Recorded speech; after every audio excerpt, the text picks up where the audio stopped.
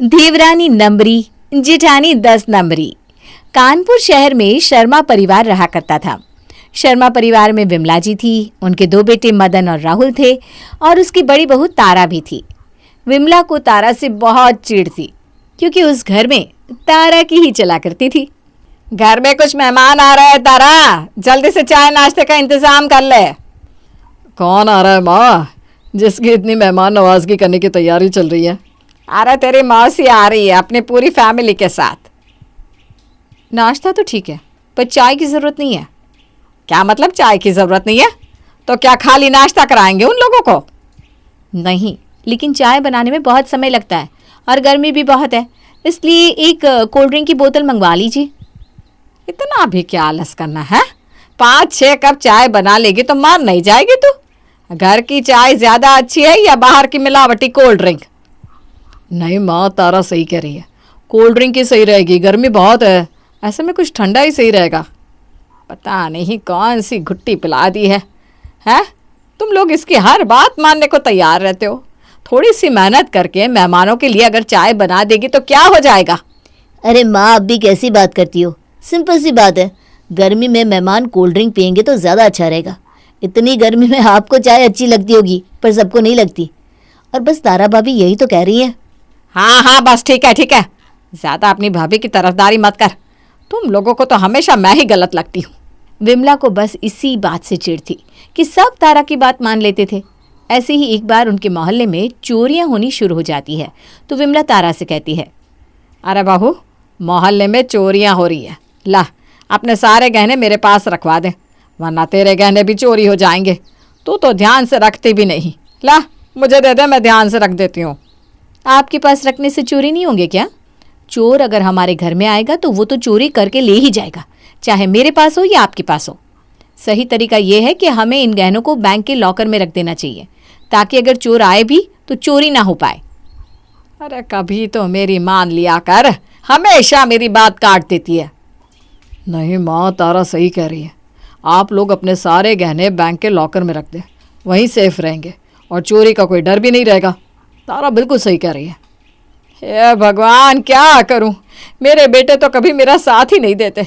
इन लोगों को कौन समझाए कि बैंक वाले भी चोर ही होते हैं। अगर वहाँ भी चोर पहुँच गए तो इससे तो अच्छा है ना कि सोना घर में ही सेफ रहे। इन लोगों को बस बहू की बात ही सही लगती है। अरे माँ, भैया आपकी भलाई की बात कर रहे हैं, आप भी तो हमारी बात समझा करो। अरे चुप रह तू, मैं सब जानती हूँ यहाँ क्या चल रहा है। तुम लोगों के सामने मैं ही गलत हूँ। विमला परेशान हो चुकी थी। अब वो अपनी छोटी बहू लाना चाहती थी जिस पर वो हुक्म चला सके। एक दिन वो राहुल की शादी के लिए लड़की देखने जाती है। लड़की का नाम था प्रगति, लेकिन वो सीधी सादी नहीं बल्कि तेज तर्रार थी। और बेटे, क्या क्या बना लेती हो? माँ जी, मुझे तो बहुत कुछ बनाना आता है। अरे क्या क्या बना लेती हो बेटी, वही तो पूछ रही हूँ। मैं मोम बना लेती हूँ, उल्लू बना लेती हूँ और कभी कभी मूड खराब होने पे ना दिमाग का दही भी बना देती हूँ। मेरी बेटी ना बहुत ही मजाक किया है। ये तो बहुत अच्छी बात है। और बड़ों का सम्मान करती हो। आजकल की लड़कियां तो अपने संस्कार भूलने लगी हैं। तुम संस्कार जानती हो या? नहीं, ऐसा नहीं है, मैं सबका आदर करती हूँ, मुझे मेरे संस्कार अच्छे से मालूम है। तभी उनके घर में आस पड़ोस की कुछ औरतें आ जाती हैं और उसकी माँ किसी बात पर झगड़ने लगती है। अरे गंगा बहन, बहुत हो गया, तुम लोग रोज़ रोज़ ऐसे कूड़ा बाहर फेंक देती हो और वो कूड़ा उड़कर हम सबके घर के बाहर आ जाता है। अभी आप लोग जाओ, इस बारे में हम बाद में बात करते हैं, अभी मेरे घर मेहमान आए हैं। ओहो, तुम्हारे मेहमानों को भी तो पता होना चाहिए ना कि तुम लोग कैसे रहते हो। आस पड़ोस में कितनी गंदगी फैला रखी है। ये सब विमला और प्रगति भी सुन रहे थे। प्रगति उठकर पड़ोसन के पास जाती है और कहती है, ये क्या शोर मचा रखा है आप लोगों ने? माँ ने कहा ना भी घर में मेहमान आए हैं, सुनाई नहीं देता क्या आप लोगों को? और कूड़ा हमने अपने घर के सामने फेंका था ना, अगर वो उड़ गया तो उसमें हम क्या करें? प्रगति उन लोगों को वहाँ से भगा देती है। माफ़ कीजिएगा माँ जी, क्योंकि ये लोग ना रोज़ रोज़ आकर मेरी माँ को परेशान करते हैं, इसीलिए मैंने उन्हें भगा दिया। मैं तो इसे बड़ी सीधी समझ रही थी, पर यह तो बड़ी तेज़ है। पर ठीक ही है, अगर घर में सीधी बहू आएगी तो तारा उसे भी अपना गुलाम बना लेगी। तारा के लिए तो ऐसी ही देवरानी सही रहेगी जो उसको मज़ा चखा सके। अब जाकर मेरी इच्छा पूरी होगी, अब आएगा मज़ा, अब मिलेगा शेर को सवा शेर। बहन जी माफ़ करना, ये पड़ोसी तो ऐसे ही है, बिना बात लड़ने आ जाते हैं। अरे कोई बात नहीं, मुझे तो बिल्कुल ऐसी ही बहू चाहिए थी। बहुत बढ़िया बहन जी। दोनों परिवारों की सहमति से राहुल की शादी प्रगति से हो जाती है। शादी के बाद विमला प्रगति को उसकी जेठानी के बारे में सब बात समझा देती है और किसी रिश्तेदार के यहाँ कुछ दिन के लिए रहने चली जाती है। तो समझ गई ना, अपनी जेठानी की कठपुतली मत बन जाना। तेरी जेठानी ना बहुत तेज है, तो उसे संभल कर रहना, वरना वो तो तुझे नचा कर रख देगी। फिर मत कहना कि मैंने नहीं बताया था। हाँ माँ जी समझ गई, आप निश्चिंत होकर जाइए। आप तो बस देखती जाओ कि जेठानी कैसे मेरे इशारे पर चलती है। विमला चली जाती है। इधर मदन और राहुल प्रगति को घर में कंफर्टेबल फील कराने के लिए उससे बात करते हैं, उसकी तारीफ करते हैं, जो कि तारा को पसंद नहीं आता। उसे ऐसा लगता है कि उसे इग्नोर किया जा रहा है। आज का खाना तो बहुत स्वाद बना था, मज़ा ही आ गया। हाँ भैया सही कहा आपने, आखिर मेरी बीवी ने बनाया है तो अच्छा तो बनाया ही होगा।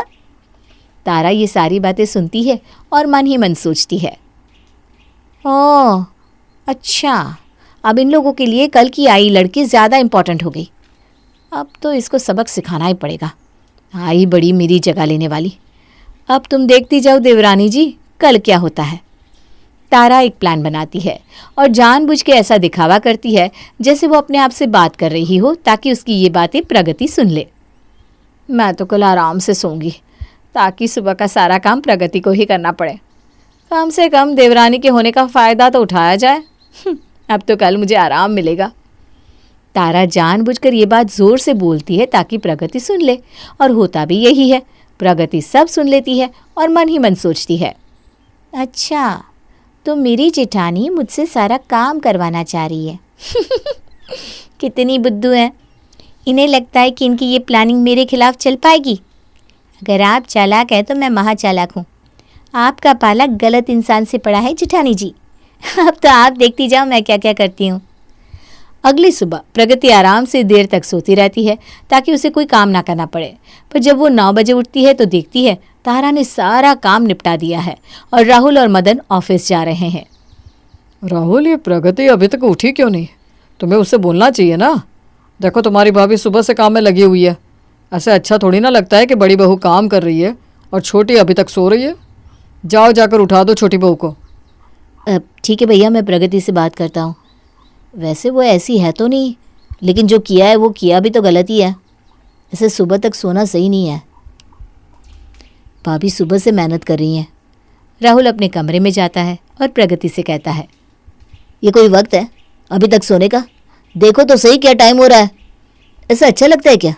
बड़ी भाभी काम कर रही है और तुम सो रही हो। ये आप क्या कह रहे हो? भाभी ने तो कहा था कि आज वो लेट सोकर उठेंगी। वो मुझे नहीं पता, लेकिन आज के बाद ये शिकायत मुझे नहीं मिलनी चाहिए। ये बोलकर राहुल वहाँ से चला जाता है। माँ जी सही कह रही थी, मेरी जेठानी तो बड़ी तेज़ है। इन्होंने मुझे सबके सामने कामचोर बना दिया। अब मैं कल टाइम पर उठूंगी और देखती हूँ अब ये क्या करेगी। वहीं बाहर तारा प्रगति की डांट सुनकर हंसने लगती है। देवरानी जी अभी तो शुरुआत है, देखती जाओ आगे आगे होता है क्या। अब अगले दिन जब प्रगति सुबह से उठकर सारा काम करती है तो उस दिन तारा बहुत देर में उठती है और सारा काम प्रगति को ही करना पड़ता है। हद हो गई, आज सारा काम मुझे ही करना पड़ा। पर कोई बात नहीं, आज सब लोग तारा दीदी को भी कामचोर कहेंगी। आज तो जेठानी का रौब कम हो जाएगा। इतनी मेहनत का कम से कम कोई फल तो मिलेगा ही। राहुल, तुम्हारी भाभी की तबीयत खराब है तो प्रगति से कहना कि उनका नाश्ता रूम में ही दे दे। और आज तुम्हारी भाभी कोई काम नहीं करेगी तो प्रगति को बता देना कि रात का खाना भी उसे ही बनाना है। ये सुनकर प्रगति को बहुत तेज गुस्सा आता है। उसे यकीन नहीं हो रहा था कि चालाकियों में उससे भी कोई जीत सकता है। ये क्या, जेठानी तो काम नहीं करके भी बेचारी बन गई। बहुत चालाक है ये। वहीं अपने कमरे में लेटे लेटे तारा कहती है, बड़ी आई मुझे मात देने वाली। अब कर पूरा दिन किचन में काम। ऐसे ही एक दिन जब सब्जी वाला आता है तो तारा प्रगति से सब्जी लेने को कहती है। दीदी आप ही ले लो सब्जी, मुझे समझ में नहीं आती कौन सी सही है और कौन सी खराब। ठीक है, मैं ही ले लेती हूँ। क्योंकि मुझे पता है अगर मैं लूँगी तो पैसे भी मुझे ही देने पड़ेंगे, और मैं अपने पैसे क्यों खर्च करूँ।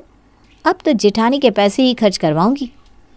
लेकिन सब्जी लेने पर तारा सब्जी वाले को 500 का नोट देती है, जिसका चेंज उसके पास था नहीं।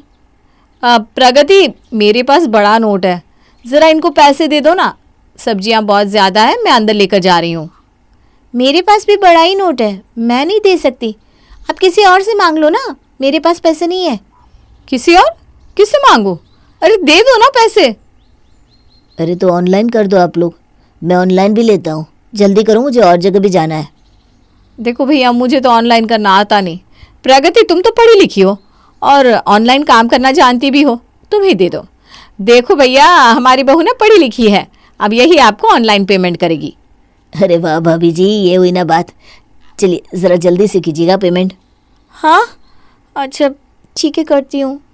आखिरकार पैसे प्रगति को ही देने पड़ते हैं, जिससे प्रगति आग बबूला हो जाती है। और बात सिर्फ पैसे की नहीं थी, उसे इस बात का भी गुस्सा आ रहा था कि वो फिर अपनी जिठानी से हार गई। अब पानी सर से ऊपर जा चुका है, कुछ तो करना ही होगा।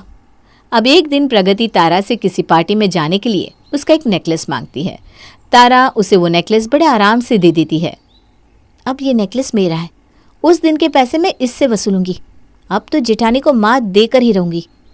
प्रगति उस नेकलेस को अपने पास छुपा लेती है और बाद में तारा से कह देती है कि वो खो गया। सॉरी दीदी, वो आपका नेकलेस था ना, वो मुझसे खो गया, मुझे माफ़ कर दीजिए। I am so sorry. अरे ये तुमने क्या किया? मैंने क्या किया? गलती तो किसी से भी हो सकती है, मुझे थोड़ी ना पता था कि वो खो जाएगा। चलो ठीक है, कोई बात नहीं, जाने दो। वैसे भी वो आर्टिफिशियल था, अच्छा हुआ खो गया, अब मैं नया लेकर आऊँगी। क्या? आपने मुझे आर्टिफिशियल नेकलेस दिया? हाँ, क्योंकि घर में कोई भी असली सोने के गहने है ही नहीं, वो तो सारे बैंक लॉकर में रखे हैं ना, और ऐसे पार्टी में कौन सोना पहनता है? ये सुनकर तो प्रगति अपना सिर ही पकड़ लेती है। उसे लग रहा था कि इस बार उसने अपनी जेठानी को मात दे दी है, लेकिन यहाँ भी जेठानी उससे आगे निकल गई।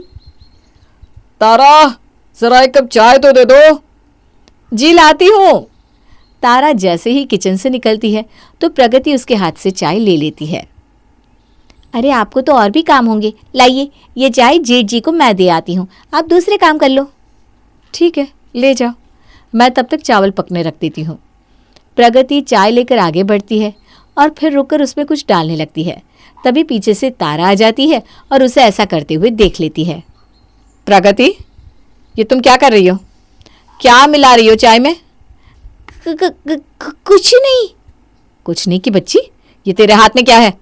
ये तो क्या ये सही से बोल, जुबान क्या पेट में चली गई? अरे क्या हो गया, क्यों चिल्ला रही हो? ये प्रगति आपकी चाय में कुछ मिला रही थी, पता नहीं किस जन का बदला निकाल रही है। क्यों री, तू क्यों मारना चाहती है हम लोगों को? ओह, वो किसी को नहीं मारना चाहती है। मैंने उससे कहा था कि मेरी चाय में चुपके से एक्स्ट्रा चीनी मिला देना, क्योंकि तुम मुझे बिल्कुल फीकी चाय देती हो। और तुमने जाने उसको क्या क्या बोल रही हो, कुछ तो सोच कर बोला करो। ये सुनकर तारा हैरान हो जाती है और प्रगति साइड में खड़ी मंद मंद मुस्कुराती है। अब मुझे एक्स्ट्रा केयरफुल रहना पड़ेगा, क्योंकि तारा दीदी इस बात का बदला ज़रूर लेंगी। अब तो जेठ जी ने उनको सुना दिया है, आग बबूला होकर जेठानी जी इसका बदला मुझसे ज़रूर लेंगी। प्रगति जैसा सोच रही थी उसका ठीक उल्टा हो जाता है।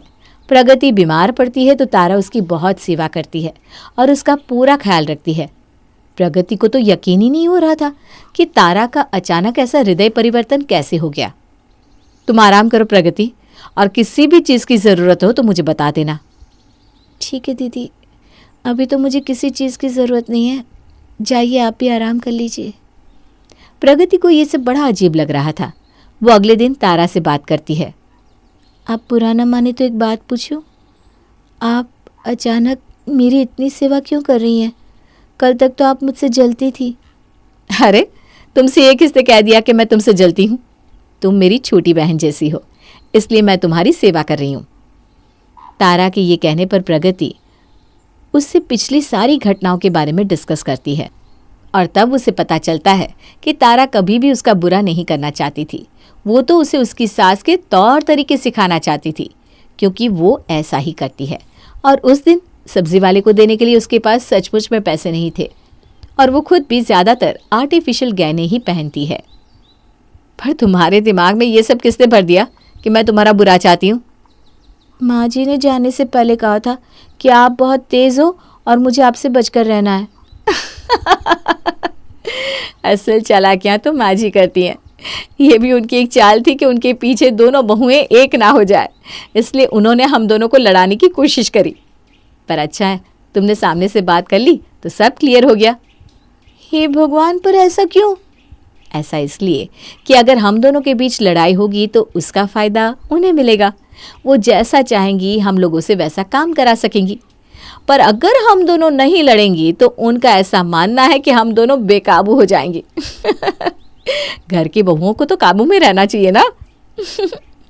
पर अब तो माँ जी की ये चाल पूरी तरह फेल हो चुकी है। अगर माँ जी नंबरी है तो उनकी बहुएं 10 नंबरी। हाँ बिल्कुल सच।